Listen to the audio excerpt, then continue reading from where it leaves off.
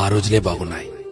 టెన్షన్లు, ఒత్తిళ్లు, డబ్బు సంపాదన ఇలా అతిగా ఆలోచనలు లేకుండా ఉన్నంతలో కుటుంబమంతా కలిసి ఆనందంగా గడిపిన ఆ రోజులే బాగున్నాయి.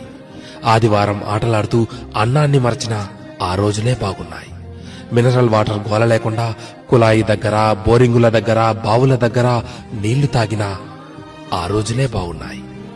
ఎండాకాలం చలివేంద్రాల్లోని చల్లని నీళ్ల కోసం ఎర్రని ఎండని సైతం లెక్క చేయని ఆ రోజులే బాగున్నాయి.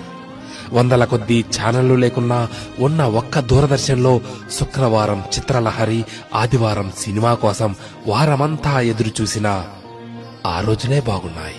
సెలవుల్లో అమ్మమ్మ, నానమ్మల ఊళ్లకు వెళ్లి ఇంటికి రావాలనే ఆలోచనే లేని ఆ రోజులే బాగున్నాయి. ఏసీ కార్లు లేకున్నా ఎర్ర బస్సుల్లో కిటికీ పక్క సీట్లో నుండి ప్రకృతిని ఆస్వాదించిన ఆ రోజులే బాగున్నాయి. మొబైల్ డేటా గురించి ఆలోచించకుండా బర్త్డే డేట్ గురించి మాత్రమే ఆలోచిస్తూ చాక్లెట్లు పంచిన ఆ రోజులే బాగున్నాయి. మటన్ బిర్యానీ, చికెన్ బిర్యానీ లేకున్నా ఎండాకాలం వచ్చిందంటే మామిడికాయ పచ్చడితో అందరం కలిసి కడుపు నిండా అన్నం తిన్న ఆ రోజులే బాగున్నాయి.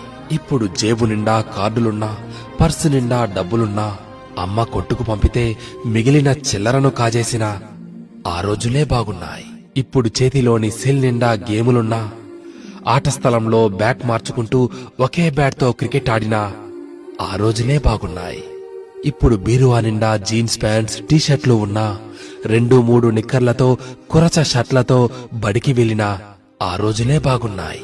ఇప్పుడు బేకరీల్లో కూల్ కేకులు తింటున్నా, 25 పైసల ఆశా జాకెట్లు తిన్నా ఆ రోజులే బాగున్నాయి.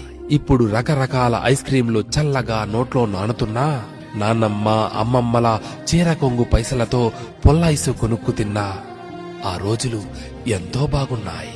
పొద్దుపోయేదాకా పొలంలో పనిచేసుకొని ఎలాంటి చీకు చింత లేకుండా ఇంటికి చేరుకొని చందమామను చూస్తూ నిద్రలోకి జారి కమ్మని కలలు కన్నా